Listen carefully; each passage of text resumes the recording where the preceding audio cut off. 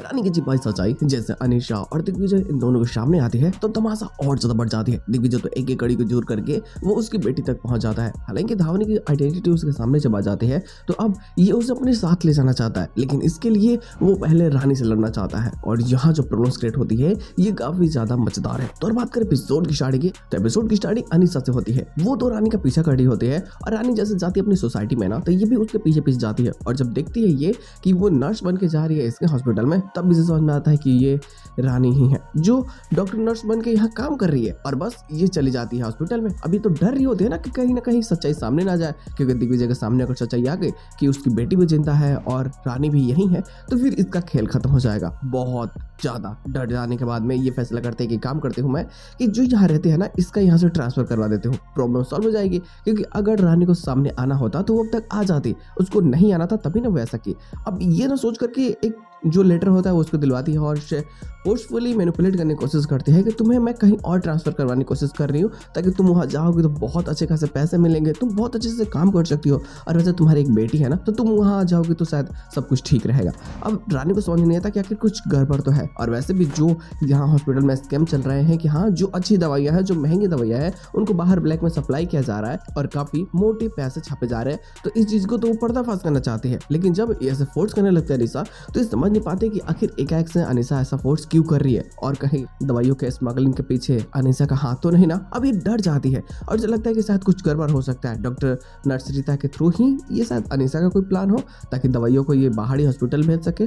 अब ना ये इस चीज़ के लेकर के छानबीन करना चाहते हैं यहाँ से जाने से पहले। वैसे तो इसके घर पे नोटिस भी चला जाता है जहाँ इसकी बेटी और आई रहती है कि आप ये जो हॉस्पिटल का नर्स स्टाफ का रूम है ये खाली कर दो, यहाँ अब वो लड़की नहीं रहेगी जिसको जॉब मिला है।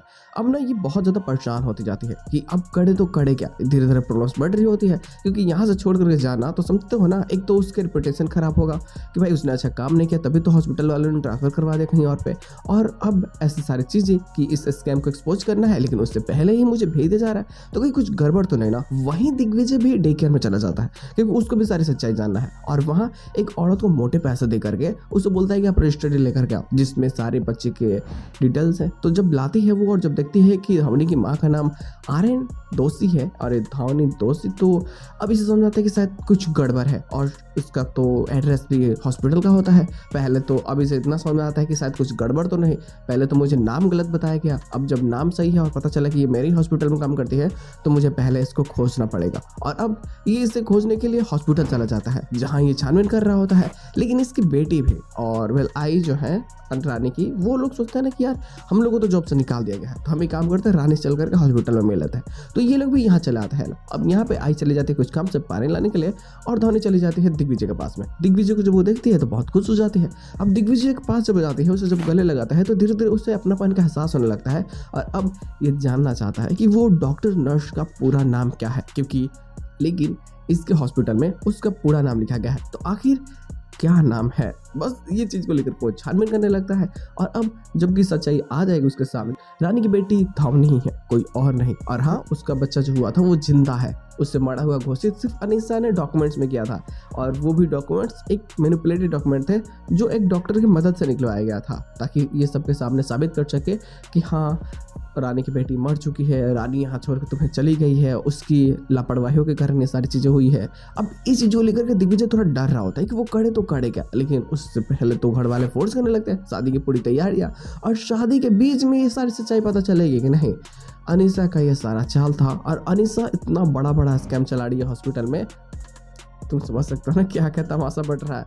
तो इन सभी चीज़ों को लेकर के सच्चाई भी सामने आएगी जो आगे जाकर के बहुत ज़्यादा प्रॉब्लम्स क्रिएट करनी है और जो काफ़ी ज़्यादा मजेदार हो गए। खैर देखो लोग इसके साथ एपिसोड की एंडिंग करते जाते हैं, बट पोस्ट जो पिछला वाला है बस उसे रिपीट कर दिया गया है और जो हमें आगे आने वाले एपिसोड में देखने को भी मिलेंगे।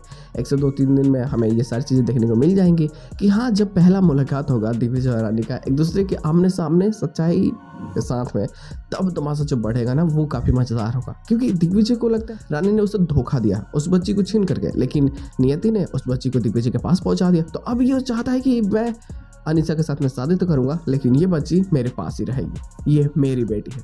और बस इसे लेकर के वो जाना चाहता है और इसके लिए वो लीगली कोर्ट में भी अप्लाई कर देता है और इन सभी चीज़ों को लेकर के अब इनके बीच में लफड़े और ज़्यादा बढ़ने लगते हैं। ये सोचता है कि मैं अनीसा के साथ में शादी तो कर रहा हूँ, ठीक है धावनी मेरे पास रहेगी, उसे एक माँ मिल जा रही है, लेकिन रानी ऐसा करने नहीं देना चाहती और इस चीज़ के लिए वो हो सकता है इसे रोकने के लिए वो कई सारे प्लानिंग बनाएगी। हो सकता है कि शादी को तोड़ने के लिए वो वापस घर भी चले आए।